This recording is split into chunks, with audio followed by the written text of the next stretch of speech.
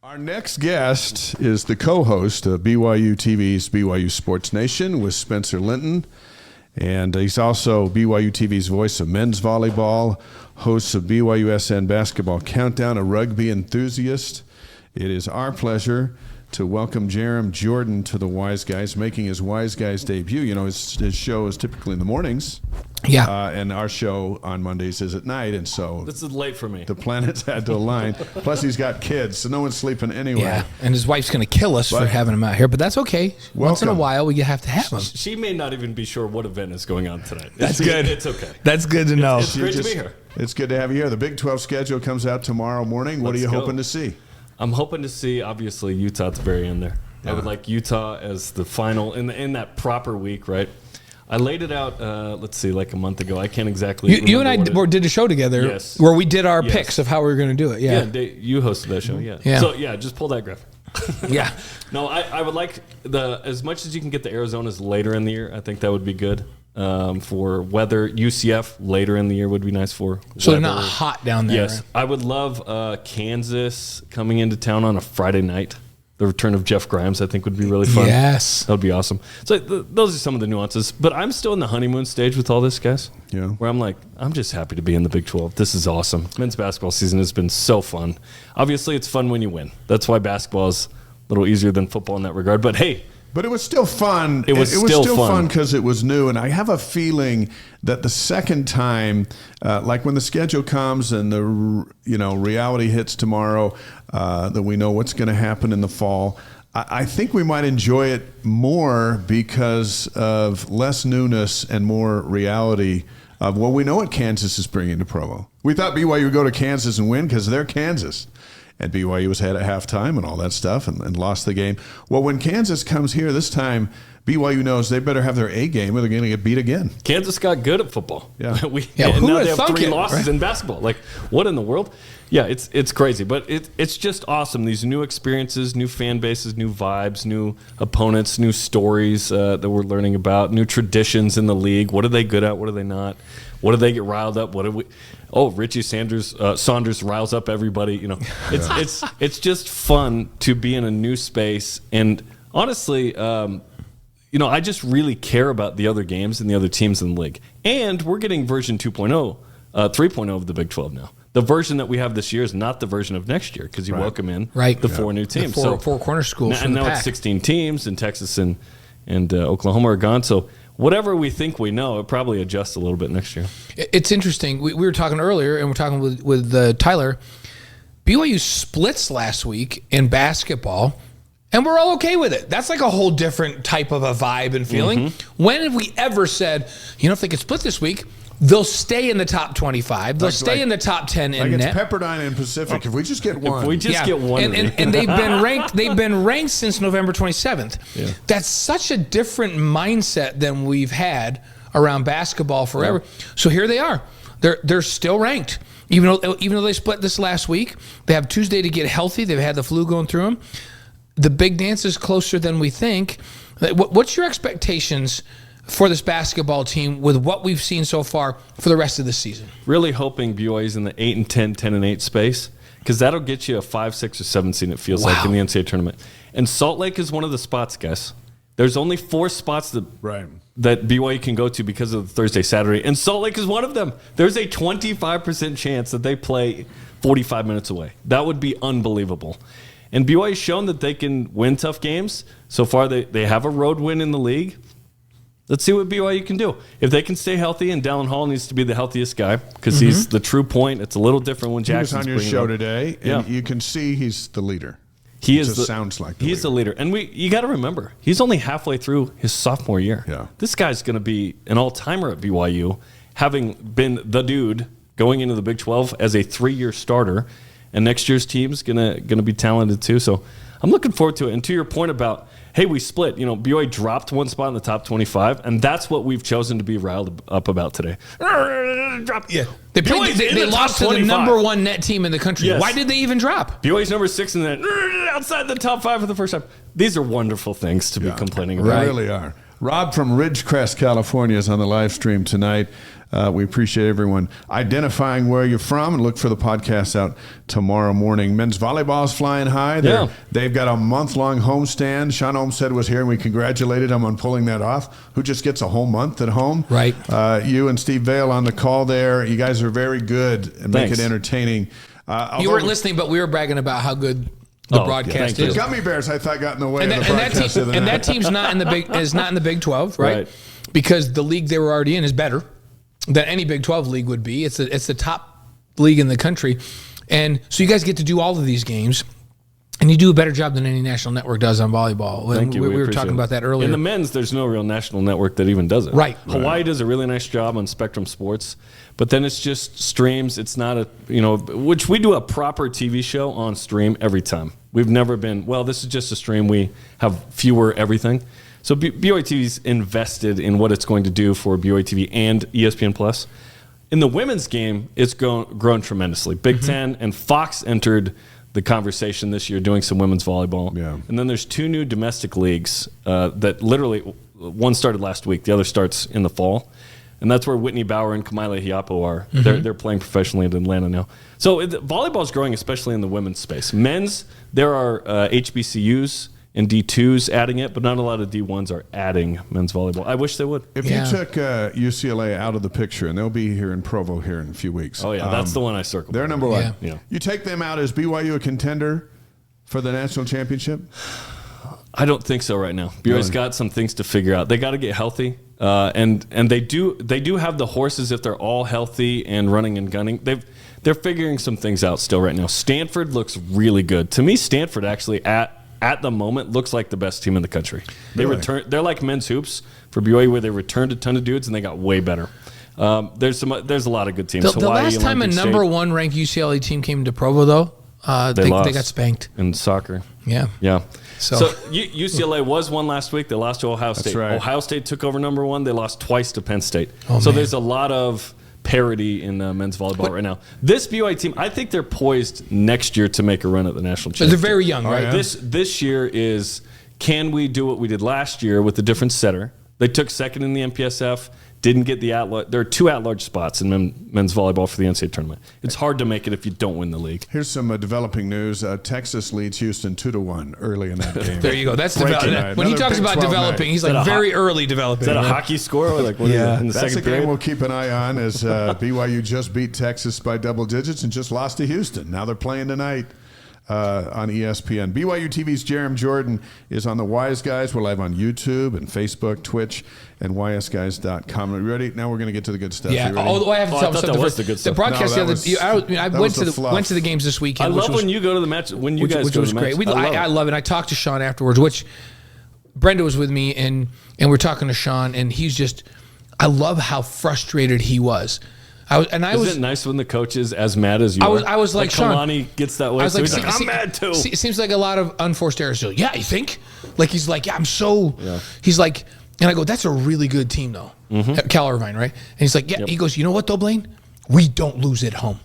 Like, there's no excuse to lose at home. He was so intense. I loved it. So, but I was also going to tell you that everybody was like, oh, what a nice comment about you guys on TV by Steve and Jarom. And they said Brenda looked like, was it Susan Sarandon? Susan Sarandon. He's the king of doppelgangers, by the way. So he's like, Blaine's wife, Brenda looks like Susan Sarandon. And Brenda's like, he's really nice. He is nice. He is awesome. Nice. When you were a little boy, you wanted to grow up and do what? Be on Wise Guys. In addition to being on Wise Guys, what were your dreams? Sports broadcaster, legitimately. Yeah. When did you decide that? 6. So one time, and I lived in Portland, Oregon, and this is when Clyde Drexler and Terry Porter and Kevin Duckworth are playing in a couple of finals, right, in the late 80s, early 90s. And I am crying like a baby when the Blazers are losing to the Lakers and they get knocked out of the playoffs. I wrote during testimony meeting play-by-play of the Blazers. Yeah. And when I was 6. So from then on, I was like, I want to do this. When I was kind of 12, 13, I had a karaoke machine, and I would dub over my voice with a friend, and we would have some fun with that and do a little play-by-play. When I was 16, I bugged Greg after a game and said, hey, how do I do what you do? And now we share an office wall, which is unbelievable.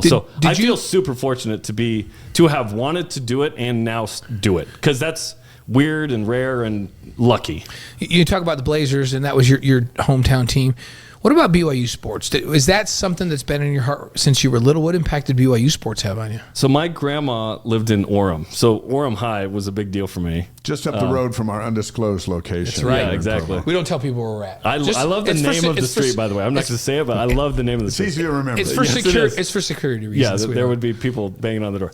But my grandma lived at 412 South, right next to Sierra Park Elementary. Okay. And so I liked BYU because neither of my parents went to BYU. Both went to Rick's and dropped out. And so when I graduated, I was the first college graduate. Wasn't a big deal, but I was like, wait a minute, that's a weird fact. You guys didn't fit in? Okay, here we go. We all did this. And my two sisters went to U of U and graduated too. But I liked BYU, but I didn't know a ton about it. So my parents separated when I was 11. I was in Vancouver, Washington, moved to Orem, and all of a sudden, I'm in BYUville. Yeah. And my uncles are really indoctrinating me here, and it's awesome. So I wrote to Santa about Ty Detmer in 1991. To Santa? To Santa, like, hey, can you get BYU a win? Oh, and wow. they didn't even lose. That's an unselfish thing he was asking for. They tied, yeah. Was it the Iowa it was game? The Iowa game. Yeah, I broadcast that one. So then it kind of started, and then after that, I remember I broke my collarbone the day BYU played in the Copper Bowl against Oklahoma. Those two things are tied to me. I could hear KSL radio and the quarterback in the Copper Bowl. From Vancouver, by the way. And the quarterback in the Copper Bowl was John Walsh, and he threw for a bazillion yards. Yeah, he did a bazillion. So at that point, and then my parents divorced. I moved to Utah. Now it's on. I'm at every home game basically from then on, and I'm at every Utah BYU game from 95 to 2010 when I started, or 12 when I started producing the pregame show, so I couldn't go to the game. But then it was full on, and it's like, how are the years reckoned in my mind by who the starting quarterback is at BYU? That's how we all keep track of it. So that was the Jim McMahon era. That was. Is there not? I'm going to take you pre-broadcasting career at BYU, and then we'll do post. But pre-broadcasting career, so growing up as a child. Now that you're into BYU, is there a favorite sports moment in BYU history that you remember growing up? Like before you were broadcasting it, yeah. Let's see. In the late 2000s, I really got into BYU basketball. Like in 01, when McKelly Wesley and Terrell Day, when they won the Mountain West title, that felt like a big deal. Little did we know the tournament. Little did we know that'd be the last one. It was a big deal. That'd be the last one, maybe until the second coming. Were you having this conversation with us the other day off the air? Where I was talking to Tyler and TJ. Oh, it was with you, and we were saying, what BYU guy would you never want to get in a fight with basketball? And Tyler's like, Bronson Kafusi, and I'm like, what about McKelly Wesley? McKelly Wesley. I think I might take McKelly in a fight. He's a bad dude. He made Utah State know. He let him know one time too. Yeah. The reason that came up was we played TJ's thing from years ago, 30 seconds with TJ, the shot clock, whatever. Yeah. And we was asked a player you wouldn't want to go up against, and he said Evan Troy. Yeah, and we were like, Evan what? Troy. So we come out of that, Evan and Troy. that spurred the conversation of. I looked at him and I just said Evan Troy. And then we started talking about then Tyler's like, no, I don't want to fight Bronson. Hoffa, and I'm like, what about Hoffa? What about McKelly? And we're like, oh, yeah, McKelly. So anyhow, back to the McKelly story. Yes. But so that's one that sticks out. Obviously in football, so fun story about the 2001 Utah game. I am in high school. I don't have any friends that want to go to the game, but that's never stopped me from kind of pursuing what I've wanted to do. It's like, I'm just going to do it. But none of my friends came to BYU. None of my relatives did. Like, I'm just going to go to BYU, and I'm going to figure this out. And it was awesome. I drove down. I didn't even have a ticket. I was going to buy one. I brought like $50. I was going to buy one. Somebody they saw my plight, that I was alone, and said, hey, do you need a ticket? And I said, yeah, how much? He goes, oh, just on me. Just come hang out with us, like these three guys. Oh, wow. And it was like 12th row, 50-yard line, west side. I was like, that's so nice. And so I just went to the game, and then it's this all-time game. BYU's undefeated, the Luke Staley pitch, the whole deal. Oh, yeah. Who doesn't guard the option, boundary to that? What an amazing moment. But yeah, every BYU Utah game, honestly, is that. Because going in 96, 98, 98's Kaneshiro. I'm in the Utah student section, Blaine, with my BYU loving uncle, the same uncle that works with LJ Martin's parents. Doink game? Right. This is the Doink game. I'm so small and it's on the other side. I can't see it. So when it happens, everybody yelled because the Utes are yelling because they're mad and BYU's yelling because they're excited. And my uncle just says, he missed it. He missed it. And that's how I knew. I never saw it. I just heard it. And he told me. But yeah, Lavelle's last miracle, that was amazing to be there. It was so cold. All of that stuff. You remember all of those? Arlene, amazing. Do you know the person that gave you the ticket in 2001? I have no idea. Okay, if you're out there, if you're the guy that gave Jarom the ticket that sat with you in 2001 at that game, you got to speak up. I got something nice for you. We're going to hook you guys back up together, and Jarom might be able to pull some strings for you because I don't know if you know this, but it's kind of a big It was deal. John the Beloved. He had hooked me up. I know 3 other guys who are roaming the world. It was the 3D fights. Yeah, doing good things. BYUTV's Jarom Jordan's with us on the Wise Guys. We've had an opportunity to work together for a couple of decades, I think. You really came into the picture more 2011 with us. When we were like, okay, I remember when we brought you in, I was like, okay, something real is going on. Because I'd watched you guys growing up do a lot of basketball games and football games. So the chance that we become friends and get to hang out all the time it's pretty cool. So fun. Yeah. So what is your most satisfying achievement with what BYUtv has done with SportsNation? That's a good question. To be sort of a regular part of the conversation, vernacular, and hopefully tradition with what BYU sports is. And there are a lot of properties like this one that contribute to the conversation, right? We're all in this together. To do it every day and to be one of the faces and voices of that is really satisfying. Just the fact that when something awesome happens, and it's like, I can't wait to talk about it on the show. And I can't wait to talk about it with the different guests and whatnot. That's the most satisfying thing, is that for like a new generation, as technology evolves, a daily TV show was needed, merited, and desired, and it's been fun to fulfill that. It's a lot of work for everybody involved, but the fact that we've done it for 10 years is crazy. And the fact that we went through independence with it and now almost deserve the Big 12, it's been a huge blessing. Well, and if you think about it, there's no other school that has it at all. No one has. The only other competition's going away. Right, Texas was it, right? And that was a pay-per-view situation anyway. It was not free like this. But it stands alone, and without any mentors, so to speak, it's gotten better and better on its own, which is incredible. Usually, if you're looking to keep up with the Joneses, you see where the Joneses are, but there are no other Joneses in the world of what SportsNation is. So we have to keep pushing in that regard. We can't look to somebody else. I mean, there are a million daily shows, but there's not one that's just one college and all of its sports, right? And we've valued from the beginning, obviously, the popularity of football, big gap, men's basketball, big gap, everything else.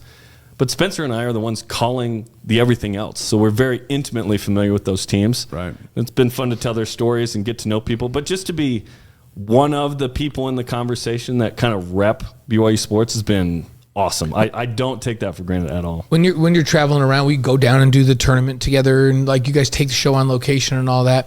You know, Dave and I always talk about how fun it is for us, because we've been affiliated for so long, to find wherever you go in the country, there's BYU fans, and they come up and they talk about, hey, we love what you guys do. You're our connection to the university. Totally. That happens to you all the time. That's gotta feel fulfilling and fun. And that's part of the reason I've been here for 17 years now in February is I love the connection with Cougar Nation. Like, I know them and they know me, and there's a relationship there. That is satisfying, to your point.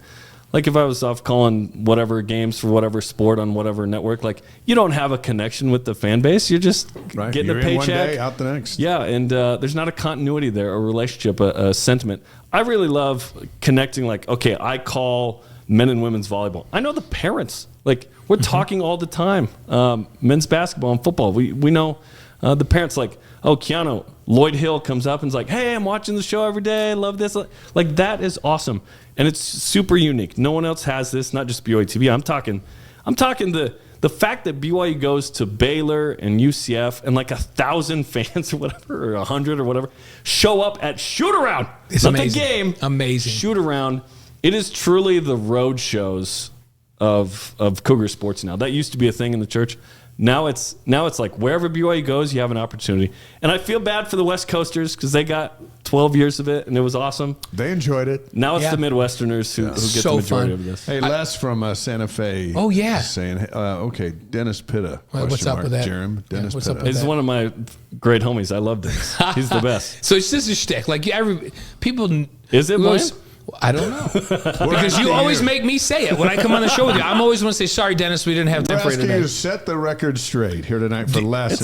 Do you and Dennis have a shtick? Okay. Yeah. Good. If you watch Jimmy Kimmel with Matt Damon, he would always say, hey, sorry to Matt Damon, ran out of time. Yeah. One thing I was going to bring up that you and I get to do together that actually is kind of weird and unique.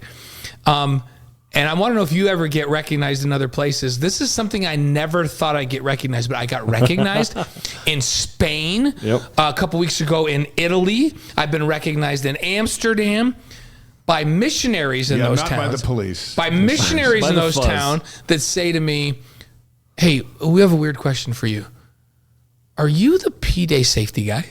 And I'm like, I am the P-Day safety guy. They're like, oh my gosh, we knew that was you.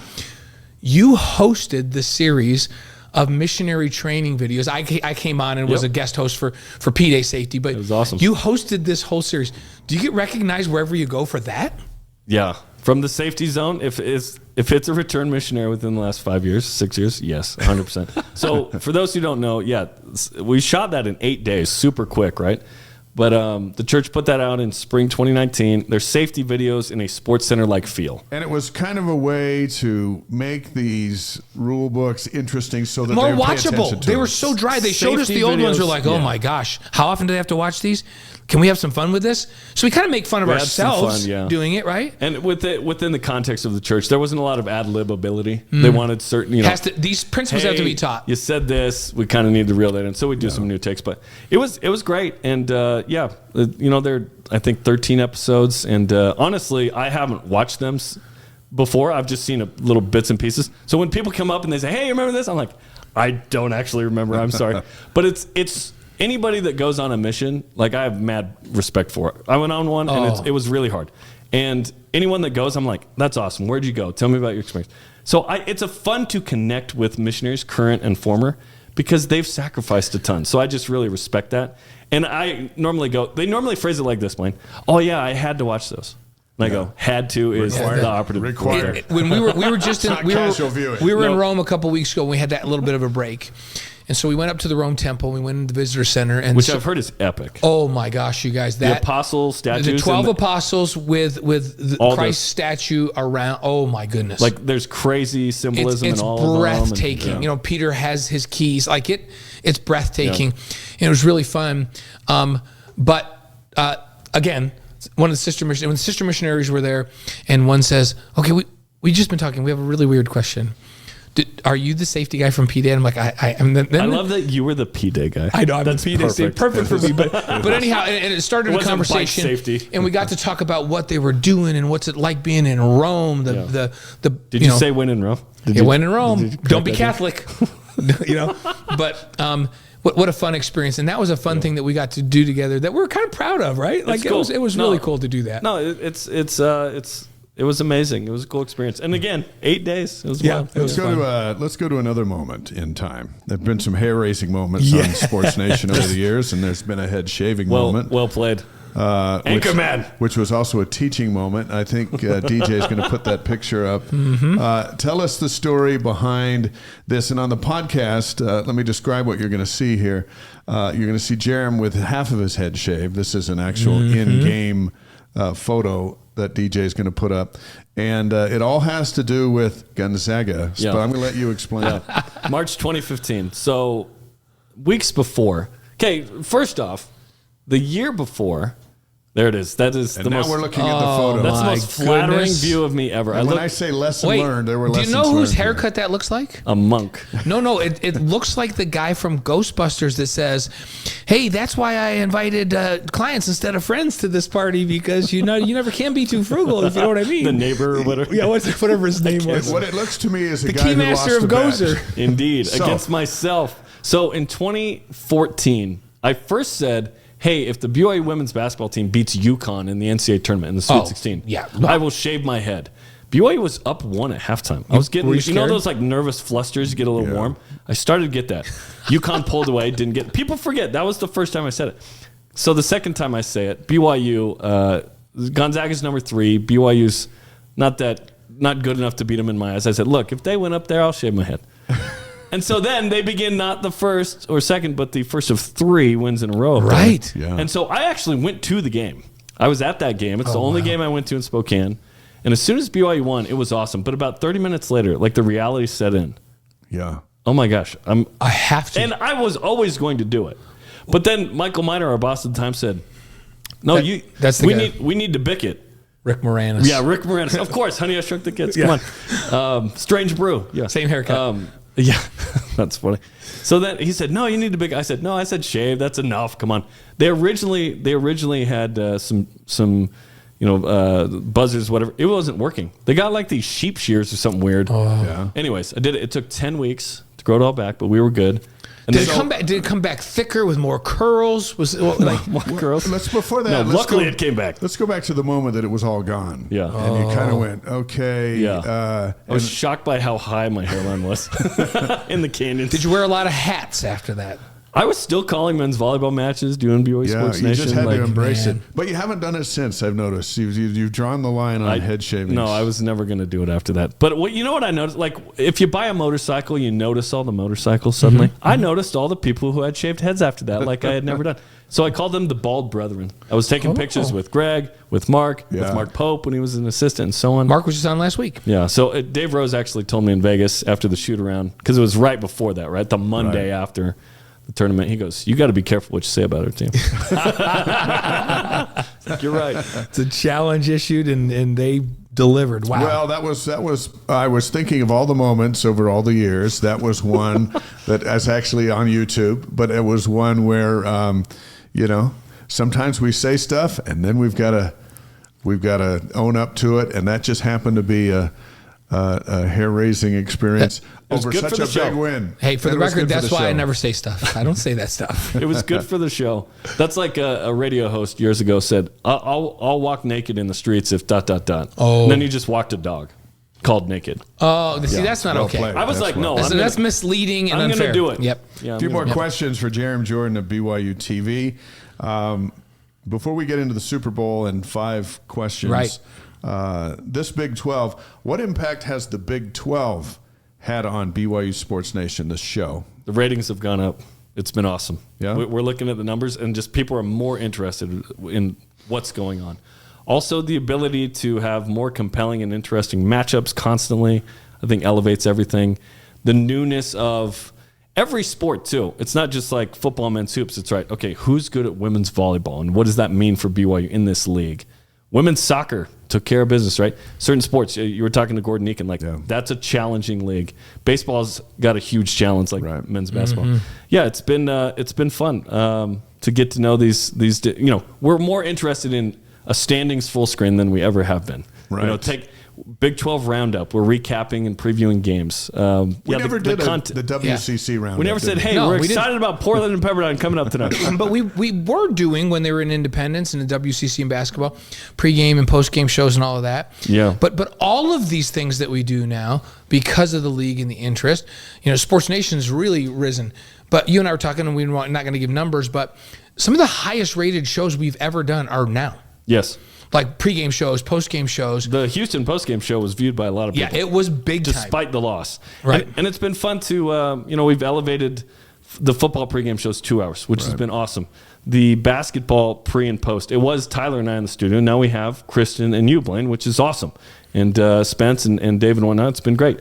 So it's been fun to we've had this ready. We've been ready for this moment as an organization, as a department. So it's been fun to finally kind of have something that is as big as sort of our shows have been ready for. And I think it's important too, beyond BYUtv, BYUtv's owner, the church and those involved directly with BYUtv see it for what it can be, and sports is a driver of new audiences, and new audiences is what BYUtv's into.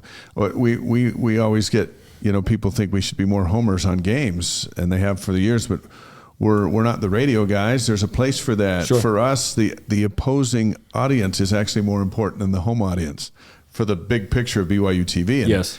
Some fans can't understand that. Like, oh, this is, but it's like, no, there's a purpose behind BYU TV, and the purpose behind sports at BYU TV, even with so much of it now moving to ESPN Plus, all the shoulder programming's on BYU TV, because it's a driver to get people to go, I know now what channel BYU TV is in my house. I've had it for 20 years, and I did not know it, but the Iowa State pregame show was on, and I'm a Cyclone fan, and I was there, and now I'll always know where it is. It's been great, and that's a big deal for the organization is, let's grow the audience, and the audience is largely BYU fans. Can we draw in some of the opponent fans? And when, like in the NBA, you have your regional feeds. You could be a homer on the regional feed.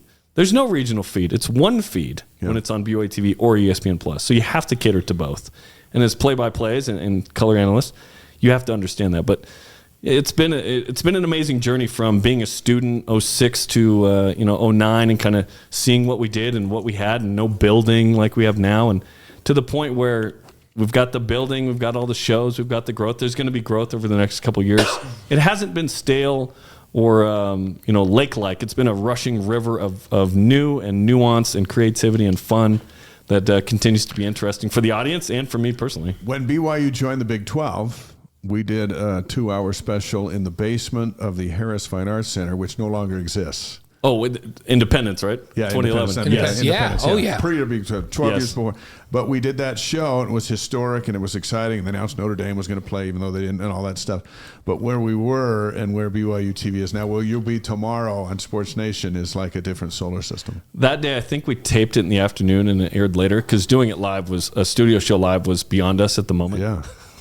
That's not that long ago, guys. It feels it's been a lot of episodes of BYU SportsNation, but It's been a long time. But we've evolved so much from that moment. And to the university and the church's credit, they've invested in it because they feel like it's important. It's like, Dave worked at Good Morning America. I was with NBC. I worked out of NBC Sports, brand new facilities in Connecticut, and I've been at ESPN's headquarters. They don't have anything that BYU TV doesn't have now. Like the ability to put a quality product on the air, whether it's a live sporting event or studio show or any things we're doing, equals anything that any network can do, which is amazing. And it's a testament to the commitment that BYU is willing to make to put quality programming out there. Sports matter. I'm not sure that the building exists if BYU's not good in the 80s in football. I think that the brand was so big that it merited more coverage. Oh, we got to get to the stake centers. We got to get our own blue and white network. All of this is King Benjamin's tower to reflect good news, and sports is a way to showcase all kinds of life lessons and stories and overcoming that I don't get anywhere else in my life. So I'm just glad that BYU has sports. We might still be in the field house if it wasn't that big of a deal. Right? Yeah. Think about it. Ty Detmer was working out there while he won a Heisman, getting ready for a bowl game. We've come a long ways. Yeah. All right, let's do 49ers and Chiefs. Blaine's going to hit you with 5 questions, but this one is the first of the non-5. Who do you like? I like the Chiefs because I'm a Seahawks fan, and I like Andy Reid, right? All right. I want Fred Warner to have an amazing game, somehow be the MVP, but the Niners to lose. Defensive? Can he be the defensive MVP and not win? I don't know. If he had like 16 tackles. He had like 3 pick sixes. If you have Seahawks fans voting, then that's how I'm a Seahawks fan. I will state that for the 3rd time. We do love Fred, and he's been amazing this year. What a year. My guy Andy's just got, like, everybody's picked the Chiefs. I can't go against Andy. He's one of my good friends. No. We have to go for Andy. Yeah. We love Andy. And I love Fred, but Andy's like a lifelong friend. I can't go against Andy. And then Matt Bushman would get another ring, by the way. 2 rings for just being in the right place at the right time. He would have more rings than regular season catches. But once he gets healthy, he'll be a part of that team at some point, we think. So Andy and I have been friends since I was 19 years old. That's a long, long time. It was only 6 years removed from that famous photo of him in the punt, pass, and kick, where he is not that many years a giant, removed. And there are a bunch of kids. People forget that Andy was a graduate assistant working with quarterbacks at BYU when I was playing. Like my sophomore year was the first time I met Andy as a freshman, but my sophomore year he was working with us directly with Mike Holmgren. You had a few names in there. Yeah. Oh my goodness. Some people came through that. We would look at I even today, we've got the pictures down in our theater room, and I'll look at some of those team photos and I'll go, whoa, I forgot these coaches were all here. Maybe we weren't as talented as we thought we were. Maybe we were really well coached, because the coaching staffs, the coaching staffs though were way ahead of their game, and so many big names, that had come through. We got to get him home to bed. Oh yeah, you got to go to bed. And you have kids. 5 questions. Dave and I don't. We ask all our guests these 5 questions. We're in charge at our house. So no, we're not. And we're documenting. We think we are. He doesn't want Diane to be mad. We're documenting these, so these are all very important answers. Okay. Your favorite I sports like that you movie? act like you're writing them down. These are exciting. Yeah. Favorite. I do write them down because I keep them. Favorite sports movie? Rudy. Okay, that's popular, but. And the guy that goes, Rudy, while everyone else goes, Rudy. Remember, the Titans is number 1 so far of all of our shows. Of everybody? But Rudy is Mostly, right up there. Yeah, and Hoosiers is high. Hoosiers is high as well. I do love that. So- But Rudy, the music. Oh, Yeah. the music. Yeah, it's so good. It was just on last night. Can we get touchdown Joseph at BYU? Is that a thing? We could do it. Favorite singer or band? Chocolate-covered Cougar Yeah. Tails. Which they had Saturday. Yeah, so good. Favorite singer or band? U2. I saw him at the Sphere. How was that? For my 40th birthday in October. Oh, amazing. The venue itself is worth the price of admission. Yeah. Just to Really? see a concert in there, let alone U2. Yeah. It looks. I saw some of it on YouTube, and I thought that looks What's spectacular. your It was- favorite U2 song? Where the Streets Have No Name. Oh, okay. The build up to that is too good. Or Pride. Yeah. In the Name of Love. Yeah. Yeah, okay. Favorite breakfast cereal? Oh, you know what I did yesterday? I combined like 3 or 4. Oh, it was what- delightful. what was this? I combined Lucky Charms with Cinnamon Toast Crunch with Raisin Bran with Life Cinnamon. What the heck, dude? There's a lot How'd going that on there. happen? Yeah. There was It's not even legal in most states. I went to the transfer portal and brought in a couple. I want to see if anybody ever pays attention on the chat. What do people think? Because I always eat a bowl of cereal before I come to the show. I wonder if they know what I ate, because I eat the same thing every week. What did you say? What's your favorite? What was your favorite? Probably besides this Cinnamon Toast. hodgepodge Yeah, mix? Cinnamon Toast Cinnamon Crunch. Toast Crunch. That's really popular. So much sugar. My What- mom did not get us a ton of sugared cereals growing up, so we'd add it manually. Yeah. So I feel like this is truly the dispensation of the fullness of times. We have all the cereals you could ever That's why want. Frosted Flakes is I just eat 'em less work. Every week before. But frosted. Dr. Ketch says insane mix, Jarom. It's amazing. Try it. The Seriously. thing that threw me off was the Raisin Bran and all of that. But Just getting that fiber. so every week before I come, first of all, people know I do not wear shoes on the show ever. It's I barefoot. know. Bilbo it's very casual. Blaine Baggins Yeah, in the and house. I have the hairy feet. But but I something also, else. before I come, I never eat dinner before I come. Dave and I will talk about that sometime. But I kind of have a rule, since I threw up 7 times during the course of a game he and I were calling, Yeah. that I don't eat I know before that's- show. I know You know that's about the- it. yeah. Everyone does. But I know what does not upset my stomach. So 1 hour before I come up here, I always have a bowl of Cinnamon Life. Cinnamon Life? See, it's so good. Yep. But you got to eat it quick. It gets very soggy, It can get very soggy fast. fast. So I put And I'm always in a hurry. You put a low amount of it, and then you got to refill. He's Captain Crunch. Plain Captain Crunch. Whoa. Not Holds Crunch its own. Berries. Captain Crunch doesn't need any sideshows. What? Yeah, doesn't need a warm-up Oh, band. the It berries? just comes out and plays the hit. How about Crunch berries. berries only, dude? Yeah, I'm not into Berries berries. If I Only eat Captain Captain Crunch with Crunch Berries, I eat all the crunches first. Save like 4 bites of berries for last. Yeah. So there you go. Your favorite an hour and a half. Your favorite BYU moment of all time. It can be when you're broadcasting, not broadcasting, whatever. Favorite BYU moment.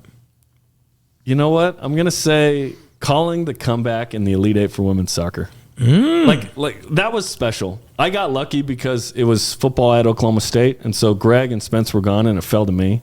I called the 21 in Elite Eight as well. Oh wow! I feel really lucky. That was one of the all-time. That was the pretty fun ones. The next Miracle Bowl, right? Yeah. That was amazing. Beat North Carolina. It was special. So and Jarom, just so you know, he's a great parent. He's a great dad. Favorite lesson that you learned from parenthood. I actually saw the other day a clip of Des Bryant talking about this, and now I've tried to incorporate this. He said, "How can you yell at your kids right before bed and expect them to sleep well? How can you yell at your kids in the morning before school and expect them to have a good day? I've tried not to be as impatient." Right? Can you yell at him in the middle of the day? I think that's fair In game. that space, it's fair plenty game. of time to recover. Middle of the day, they have time to recover. But I have a 5-year-old and a 10-year-old, and we're actually expecting our third, which is super exciting. Hey, in July. congratulations. Yeah. Wow. So we'll have this huge gap of 5 between the first 2 and 6 between. And I am so excited to restart that clock. I know some people are like, man. I want to get him out of the house. I want him in the house as long as possible. Yeah. Not living, not until past 18 kind of thing, but we'll see. No, it's Hey, good. and you want to know what? I'm so excited We've had for that. some 'cause come back for a little while they're doing something. It's Great. great to have them back too. I'm so excited, and it's just a special time, and that's the point of the Plan of Salvation, is to teach and pass it on and share in this relationship together. Let's be honest though. The really good times when the grandkids come over to play. Is that Yeah, how does it compare? It's just so To your own different. kids. It's so different and so responsibility free. No diapers. That it's We've it's, talked about it's this. playtime for parents. Kellen will say to playtime. me, "Dad, like you can't feed her that right now. Like she's going to bed in half an hour. You're giving her like candy." I'm like, you know what, Kellen? That's not my problem. Like that's a you problem. That's the thing that my job want is to for be her to carrots? love me and give her stuff. And I also like my youngest Tanner was over last night, and it's just really good for your ego. I'm like, Tanner's Papa's smart. Yes. Like he's like, is Mimi smart? No. No. I thought we'd only have two, so to get a third is a huge deal. That's I've a pretty cool one thing. of three, so I actually want four, but we'll see. Wait, are you gonna wait another 5 Just take or them 6 one years at and one have at a a time. fourth? Probably get One a at a Have fourth. them time. spread out by 20 years. Don't tell Whitney. Okay, we're not gonna. I got to go convince one her at in a time. 3 years. Hopefully she's not watching the show. It's a big Sports Nation tomorrow morning with the Big 12 football schedule Yep. announcement. How are you guys rolling it out? We're gonna break it down. It's supposed to come out an hour before, Right. And then we haven't finalized. Last time I checked exactly who we're talking to, but we're gonna have Sean Farnham on to talk Big 12 hoops as well. Which, by the way, he's coming on every week the rest of the season from ESPN. Oh, that's which awesome, is Sean. big time. So that'll be the rollout. I'm sure we're with no basketball game tomorrow night. It's the perfect time. Sure. We appreciate the Big 12 waiting till BYU had a basketball bye. Yeah. Because that's good for the Daily Show, guys. And Absolutely it is. prediction for Saturday, they play West Virginia. West Virginia has to play tomorrow or Wednesday night against Cincinnati, and then has BYU coming in. Prediction for that BYU West Virginia game. It's going to be harder than you think. I know West Virginia just lost to the winless Oklahoma State Cowboys until But that they're good Saturday. at home. They brought back this Edwards kid, a 6'11", super long athletic center that transferred from Syracuse. He's back from injury. They're very different since the double transfers could play. This is going to be a tough game. Yeah. It's a team that beat Kansas but also lost to Oklahoma State. So what version of that team is And going didn't to they show beat up? Texas earlier too? They beat Texas They beat as well. Texas and Kansas, and lost to Oklahoma State. Which is super weird, but That's it goes this to league. show it's tough. This is a game you've got to go get, though. Mm-hmm. If you're going to get to 8 or 9 wins, I think this is one you have to win. This is a road game you can win. It's right? more winnable. It doesn't mean it's easy or going to happen, but it's more winnable. Yeah, ask Kansas. And exactly. And BYU's getting healthy this week. They played through the flu quite a bit on the man. team, so Yeah. got a huge win All right. despite it. Jarom Jordan making his Wise Guys debut. Which I can't even believe he's making his debut. Thank you. I'm happy to be here. It was awesome. It took us 19 months to get here. We're That's here. all right. That's all that matters. It's okay. Drive safely home. We'll see you tomorrow morning on Sports Nation. Thanks. And we'll see you back here again on the Wise Guys. Thanks, guys. This is a fun show. Appreciate it. Allows us to hang out and Thanks, Jaron. Your feet don't smell, Talk by the way, about which things. is a good thing. I usually wash them before I come, and I wear sandals up. Very nice. Even in the snow. Jack will he'll shovel a place out for me to walk because he knows I don't have shoes on. all right, you're out. Thanks, Drive guys. safe. See you, Jarom. You can see Jarom and Spencer Monday through Friday at 10 a.m. Mountain Time on BYU Sports Nation on BYUtv. You can listen on BYU Radio, and again, complete coverage of the Big 12 schedule release on Tuesday's show, which is tomorrow. Next.